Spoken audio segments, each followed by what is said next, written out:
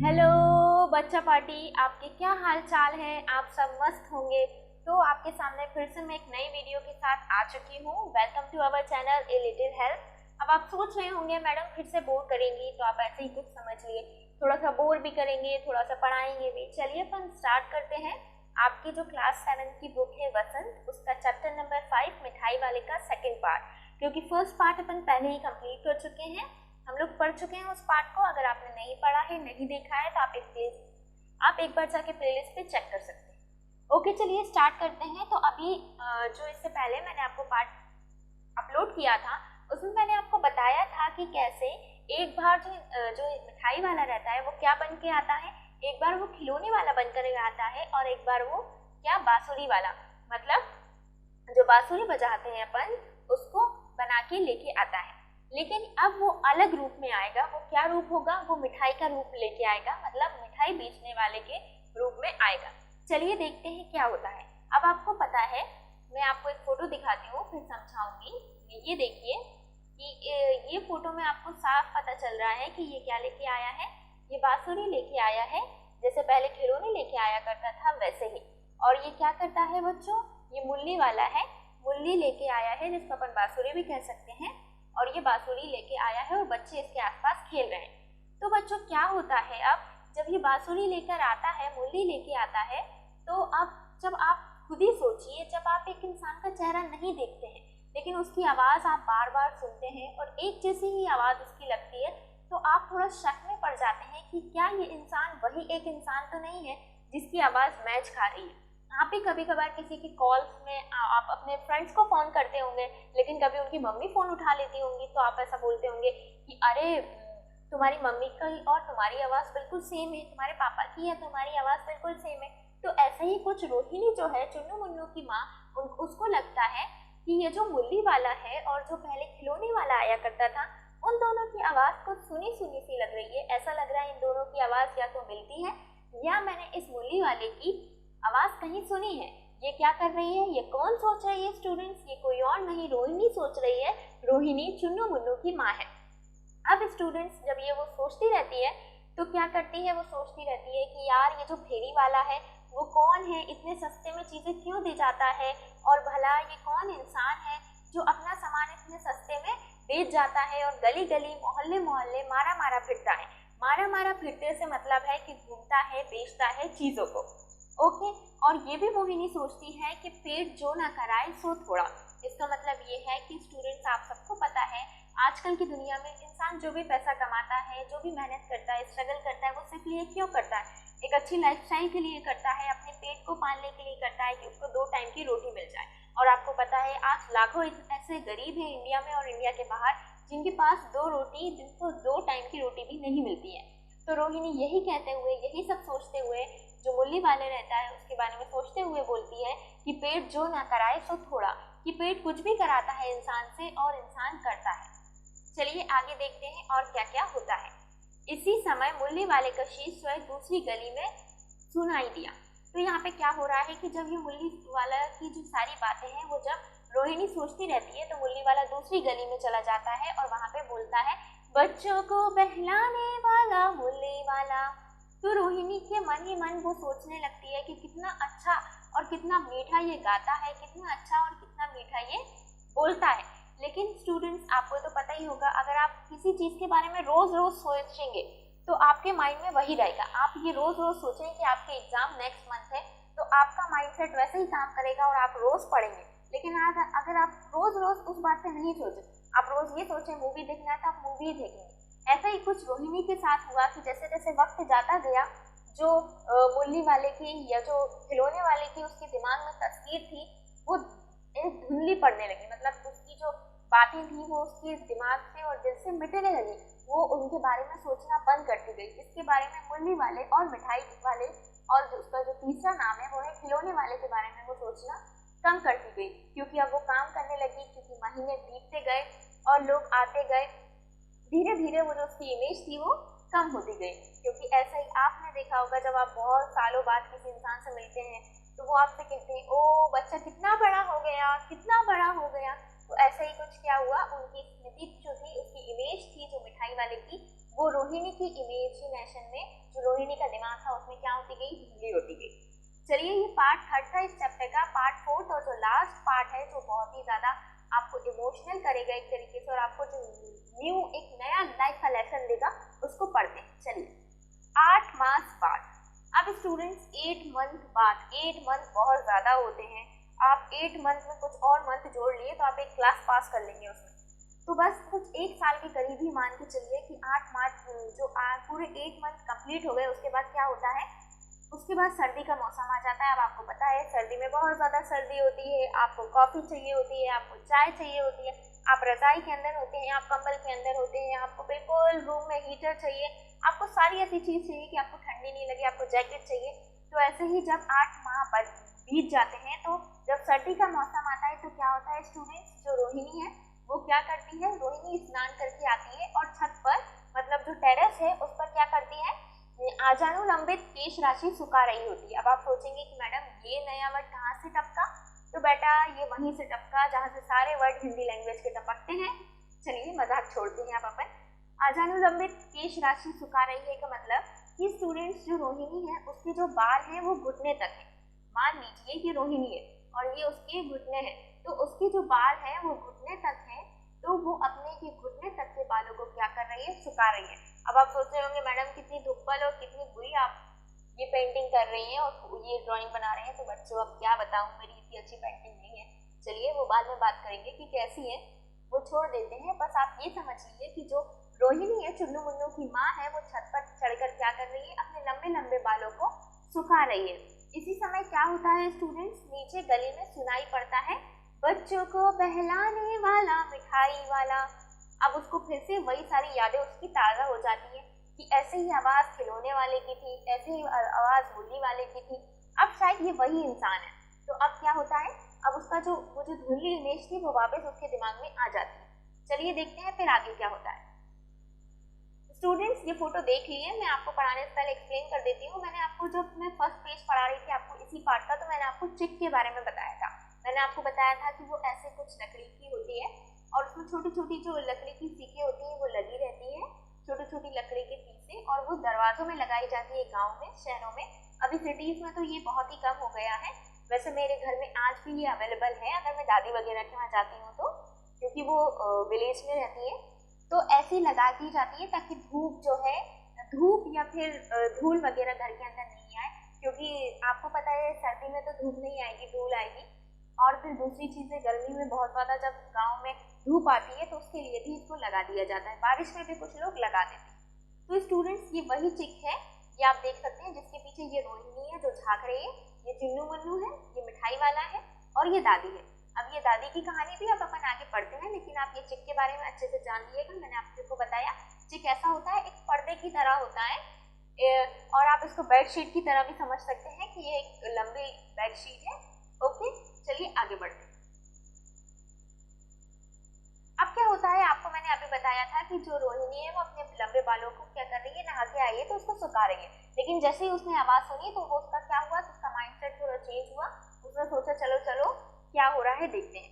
तो अब क्या होता है, जैसे ही मिठाई वाले का जो स्वर था, उसकी जो आवाज़ थी, उससे तो मोहिनी बहुत अच्छे से क्या थी, मोहिनी बहुत अच्छे से, रोहिणी उससे बहुत अच्छे से परिचित थी, उसको जानती थी। तो अब उसे सारी चीज़ें याद आई तो वो नीचे उतर आई, क्योंकि वो छत पे खड़ी थी, छत पे बालों को सुखा रही थी। तो वो क्या करती है, वो नीचे उतर जाती है और वो क्या करती है, जब वो नीचे आती है तो वो देखती है उसके जो पति हैं, मतलब जो चुन्नू मुन्नू के पिता हैं, वो वहाँ पे नहीं है, वो घर के अंदर नहीं है।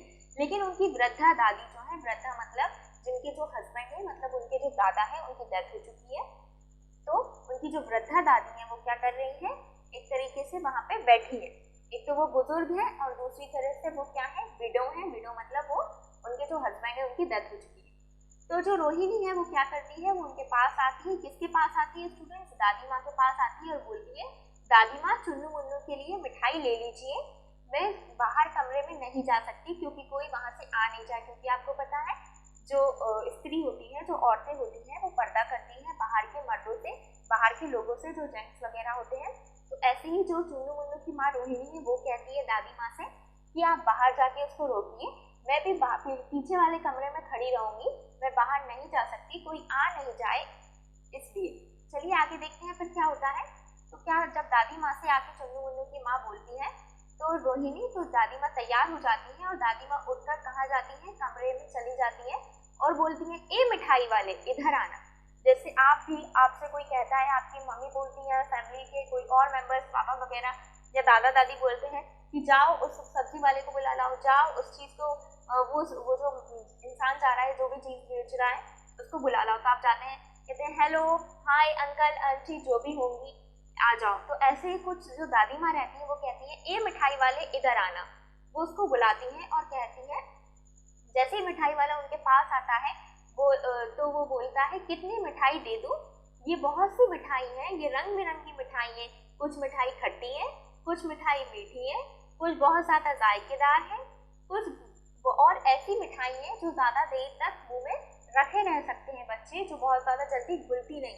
क्योंकि आपको पता होगा कि बहुत सी ऐसी चॉकलेट्स आती हैं जो बच्चे खाते हैं, जो वो मुंह में रख के बिल्कुल आसपास अपने टंग को कलर करते रहते हैं, अपनी जबान को कलर करते रहते हैं। तो ऐसा ही मिठाई वाला बोलता है कि बहुत अच्छी मिठाई है क्योंकि ज़्यादा देर तक बच्चे इसको जबान में रखते हैं। और ये चपटी गोल पहलदार गोलियां हर कलर की और हर शेप की मैं बेचता हूँ। आप बताइए दादी माँ आपको कैसी चाहिए। चलिए आगे देखते हैं क्या होता है। दादी बोली, दादी बोली, एक मिनट रुकिए बस बेटा, आप लोग अब देखिए, सॉरी मेरा ये टच थोड़ा ना नाटक कर रहा है। दादी बोली 16 तो बहुत कम देते हो। उसने बोला कि मैं 16 देता हूँ। तो जो दादी थी, अब आपको पता है जो बुजुर्ग इंसान होते हैं वो तो उनको बार्गेनिंग की कुछ ज़्यादा ही आदत होती है। तो और वो भी लेडीज बार्गेनिंग नहीं करें तो फिर उनकी आदत तो खत्म ही नहीं हो सकती। तो ऐसे ही कुछ दादी माँ के साथ होता है। दादी माँ कहती हैं कि अरे बस तुम 16 दे रहे हो, भला 25 दो या 20 तो दो, इतनी सी क्यों दे रहे हो? 16 देने के बजाय तुम मिठाई के टुकड़े 20 दो या 25 दो। ऐसा कौन बोलता है? ऐसा दादी माँ बोलती है। इसकी दादी माँ, हाँ रोहिणी की जो दादी माँ रहती है वो बोलती है मिठाई वाला नहीं दादी, अधिक नहीं दे सकता, इतना ही देता हूँ, यही बहुत है क्योंकि इससे ज्यादा मैं नहीं दे सकता। क्योंकि आपको पता है जब आप भी कोई चीज लेने जाते हैं तो वो आप ज्यादा बार्गेनिंग करते हैं तो वो इंसान यही कहता है कि इतनी तो मेरी खरीदारी नहीं है तो मैं कैसे दे दूँ। तो ऐसा ही कुछ मिठाई वाला बोलता है कि इतनी खरीदारी मेरी नहीं है, मैं इतने ही दे सकता हूँ, इससे ज्यादा और मैं कम नहीं कर सकता। चलिए फिर क्या होता है देखते हैं। रोहिणी दादी के पास आती है और बोलती है दादी ये फिर भी सस्ता दे रहा है और लोग तो और महंगा देते हैं, आप एक काम करिए 4 पैसे की मिठाई इससे ले लीजिए। तो अब देखिए मिठाई वाला मिठाइयाँ गिनने लगता है, फिर वो गिनता है कि 2 4 ऐसे करके वो पूरी मिठाइयाँ गिन देता है। तो फिर जो दादी माँ होती हैं वो कहती हैं अच्छा तुम 25 नहीं दे रहे तो 20 ही दे दो, मैं बूढ़ी हो गई हूँ लेकिन मोल भाव करना मुझे अभी भी आता है। आपको पता है आपके घर में भी ग्रैंड पेरेंट्स होंगे, वो ऐसा डायलॉग जरूर मारते होंगे कि मैं बुजुर्ग हो गई हूँ, बुजुर्ग हो गया हूँ या हो गई हूँ। इसका मतलब ये नहीं है कि मुझे मोल भाव नहीं आता या मुझे इसकी कीमत नहीं पता। क्योंकि आपको पता है कि जैसे जैसे एज आती है इंसान के अंदर थोड़ा चिड़चिड़ापन आता है और आप लोग इसी चिड़चिड़ेपन को देख के बहुत ज़्यादा घबरा जाते होंगे या खुद चिड़चिड़ा जाते होंगे। लेकिन मैं आप लोगों से एक ही विनती करूंगी, एक ही आप तरीके से निवेदन करूंगी कि आप आपके जो ग्रैंड पेरेंट्स हैं उनके साथ अच्छे से व्यवहार करिए। क्योंकि जैसा आपका बचपना है वैसे ही उनका बचपना है। उनकी ये एज, क्योंकि बचपना और बुढ़ापा एक जैसे ही होता है, तो आप उनका अच्छे से ख्याल रखिए। और अब जो दादी हैं वो अपने पोपले मुंह से, पोपले मुंह का मतलब स्टूडेंट्स ये है कि आपको जब पता है जब इंसान बुजुर्ग हो जाता है, उसका बुढ़ापा आ जाता है, तो क्या होता है उसके सारे दांत टूट जाते हैं। तो अब आपको जब दांत टूट जाते हैं तो जो मुंह होता है वो ऐसा बिल्कुल पोपला सा हो जाता है। तो जो दादी होती है वो पोपले मुंह से मुस्कुराकर मतलब हंसते हुए बोलती हैं। रोहिणी जो रहती है वो दादी से कहती है दादी इस इंसान से पूछिए कि इस मोहल्ले में या इस जगह ये पहली बार आया है या पहले भी आ चुका है, और या इसी जगह का ये रहने वाला है या किसी दूसरी जगह से आता है, क्योंकि हमने तो इसे अपने आसपास के एरिया में कभी देखा नहीं। तो दादी मोहिनी की इसी बात को दोहराते हुए मिठाई वाले से पूछ लेती हैं क्यों भैया तुम यहीं रहते हो या दूर से आते हो। तो स्टूडेंट्स क्या होता है, जो रोहिणी है वो तो मैंने अभी आपको बताया कि वो चिक के पीछे रहती है और वहीं से झाँकती रहती है। और तो वो जो मिठाई वाला रहता है वो क्या कहता है, वो बहुत ही, जब आप कुछ इमोशनल चीज़ आप किसी इंसान से पूछते हो तो वो क्या कर देते हैं, उनकी आंखों में आंसू आ जाते हैं या वो बहुत ज़्यादा गमगीन आवाज़ में बोलते हैं कि भावुक होकर कि हाँ हाँ हाँ। जैसे आप मान लीजिए, इमेजिन करिए, मैं किसी से बोल नहीं रही हूँ, कि आपकी क्लास में कोई बच्चा फेल हो जाता है और आप उससे जानबूझकर उसके मजाक उड़ाने के लिए या फिर अनजाने में ही उसको फोन लगा के पूछते हैं भाई कितने मार्क्स आए, तो उसको बहुत दुख होता है। ऐसे ही कुछ मिठाई वाले के साथ होता है कि वो भावों में डूब कर बोलता है कि मैं इससे पहले भी यहाँ पे आ चुका हूँ, मूली लेकर आया था और एक बार खिलौने लेकर आया था। फिर स्टूडेंट्स रोहिणी बहुत ज़्यादा खुश हो जाती है, क्योंकि जो उसका अनुमान होता है, जो उसकी थिंकिंग होती है कि हाँ यहाँ पे ये आया है, वो सही निकलता है, क्योंकि वो सोच ही रही थी कि ये इंसान शायद एक ही इंसान है। तो फिर स्टूडेंट्स वो बोलती है कि आप एक बात बताइए, आप इतने सस्ते में क्यों दे जाते हैं सारी चीज़ें, और इतने सस्ते में देने में आपको क्या फ़ायदा होता है। तो फिर जो मिठाई वाला होता है स्टूडेंट्स, वो जवाब देते हुए बोलता है कि मुझे ज़्यादा कुछ फ़ायदा नहीं होता, लेकिन मुझे खाने भर को मिल जाता है, मतलब मुझे 2 टाइम की रोटी मिल जाती है और मेरे लिए वही बहुत बड़ी चीज़ है। और मैं बहुत ही, अब उससे मुझे एक अजीब सा, वो अजीब और वो बहुत ही अच्छा सुख मिलता है जो मैं वर्ड्स में डिस्क्राइब नहीं कर सकता। ये कौन बोलता है? ये मिठाई वाला बोलता है। क्योंकि स्टूडेंट्स, जो सुख उसको मिलता है, वो सुख किसी भी चीज़ को, किसी भी पैसे को या किसी भी कीमत को क्या नहीं कर सकता, उसकी बराबरी नहीं कर सकता। तो रोहिणी फिर से पूछती है ये कैसे, आप मुझे बता सकते हैं। तो वो बोलता है कि पिछली बातों को दोहरा के कुछ नहीं होगा, आपको भी दुख मिलेगा, मुझे भी दुख मिलेगा, इसलिए मत दोहराइए। चलिए देखते हैं वो क्या इमोशनल स्टोरी थी जिसने मिठाई वाले की लाइफ बदल दी।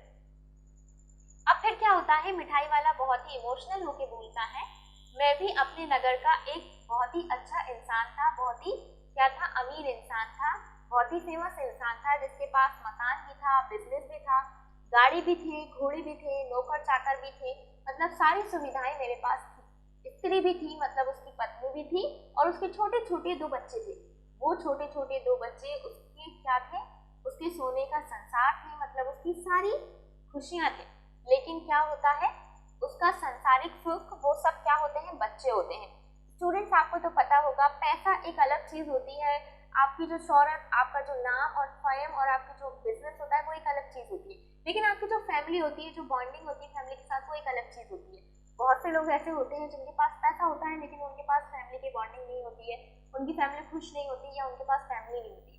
तो स्टूडेंट, ऐसा ही कुछ किसके साथ होता है, हाँ, ऐसा ही कुछ मिठाई वाले के साथ होता है कि वो बोलता है मेरे पास ये सारी चीजें थी, एक स्त्री थी जो बहुत ज्यादा सुंदर थी, वो मेरा बहुत ज्यादा ख्याल रखती थी, हमारा घर बहुत ही अच्छा था और हमारे जीवन में सब कुछ अच्छा चल रहा था। लेकिन एकदम से क्या हुआ, वो सब छोड़ के मिल के चले गए, उनकी डेथ हो गई। किसकी डेथ हो गई? उसकी वाइफ की और उसके बच्चों की डेथ हो गई। इसलिए स्टूडेंट्स, वो क्या करता है, वो गली गली आता है और सारे बच्चों के साथ, मान लीजिए ये एक बच्चा है, सारे बच्चों के साथ क्या करता है, चीजों को बेचता है ताकि उसको खुशी मिले। क्योंकि वो कहता है कि बच्चों की उन खुशी में, ये जो छोटे छोटे बच्चे मेरे आसपास आके खिलखिलाते हैं, मुझसे चीजें मांगते हैं, इन्हीं की खुशी में, इन्हीं की हंसी में मैं अपने नन्हे नन्हे बच्चों को ढूंढता हूँ जिनको मैं खो चुका हूँ।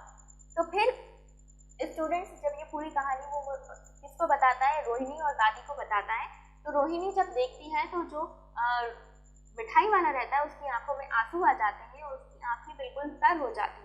फिर चुन्नू मुन्नू स्टूडेंट्स उठते हैं, में आते हैं और चुन्नू मुन्नू उनसे पूछते हैं मम्मी से आके कि मम्मी मुझे मिठाई चाहिए।